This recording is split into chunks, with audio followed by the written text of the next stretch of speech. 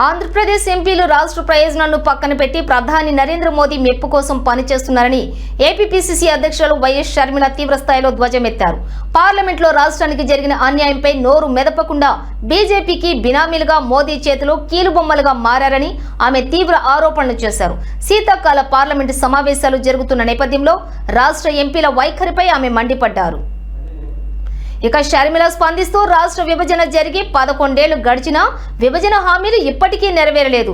పార్లమెంట్లో మన ఎంపీలు బుద్ధిమంతుల్లా కూర్చుంటున్నారు. మోదీ మాట్లాడితే చప్పట్లు కొట్టడానికి పోటీ పడుతున్నారు. వీరికి రాష్ట్ర ప్రయోజనాల కన్నా సొంత ప్రయోజనాలే ముఖ్యమయ్యాయి.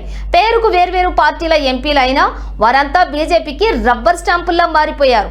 బీజేపీ ప్రవేశపెట్టే బిల్లులకు గొర్రెల్లా తలలోపడం తప్ప వారికి ఏమీ చేతకావటం లేదు అని విమర్శించారు.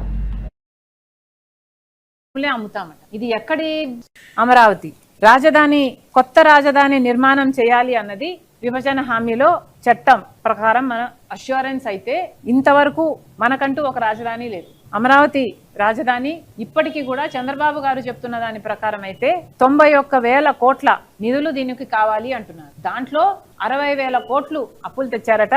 ఇంకో 30,000 కోట్లు కూడా అప్పులే తీసుకొస్తారు.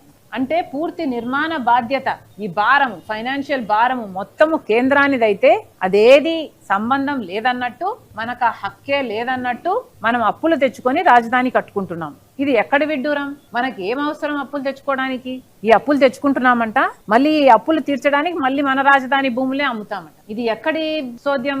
నిన్న 2 డిసెంబర్ 2025 పార్లమెంట్ లో కమిటీ ఆఫ్ గవర్నమెంట్ అష్యూరెన్స్ ఒక రిపోర్ట్ సబ్మిట్ చేసింది. ఈ రిపోర్టు ప్రకారము ఈ కమిటీ ఆఫ్ గవర్నమెంట్ అష్యూరెన్స్ వాళ్ళు చెప్తున్నది ఏమిటంటే, అసలు గవర్నమెంట్ ప్లాన్స్ ప్రకారము రాష్ట్రానికి, ఈ రాజధానికి ఏదైనా మేలు చేసే ఉద్దేశం మీకు ఉందా లేదా? దీంట్లో ఇంగ్లీష్ లో ఉంది, I will just read it out. The committee emphasizes the assurances made on the floor of the house that they must be pursued with seriousness, emphasizes